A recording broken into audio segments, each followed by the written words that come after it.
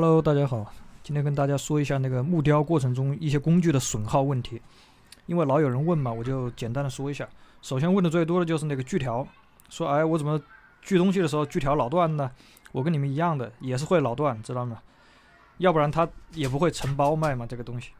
要么就是使用过程中的不当，角度不对啊，或者是那个材质过于坚硬啊，或者是本身那个锯条的质量就那个样，所以它就是个耗材，很正常啊，不要大惊小怪的。然后就是用完之后，记得那个锯条把它下来或者放松。你如果让它处于那个紧绷的状态，等到你下次再用的时候，那个时间太长了，会让这个锯条承受一些不必要的压力。用完之后把它放松，就 OK 了。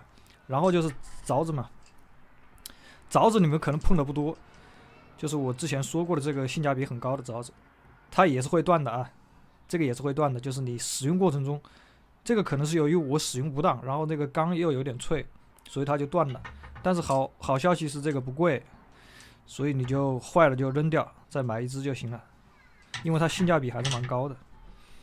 然后是刀，主刀的话，那个刀尖肯定大家都很多人都磕坏过，磕坏了就把它磨回来就行了，这个没什么啊。之前我也有发过那个磨刀视频，就参考一下。最后总结一下，那个你木雕的时候，这些耗材啊什么的，它有一些损耗，这个都很自然，都很正常。但是它跟你完成那个木雕最后那个喜悦感相比，这个损耗是不值一提的，对吧？大家玩的开心就好啊。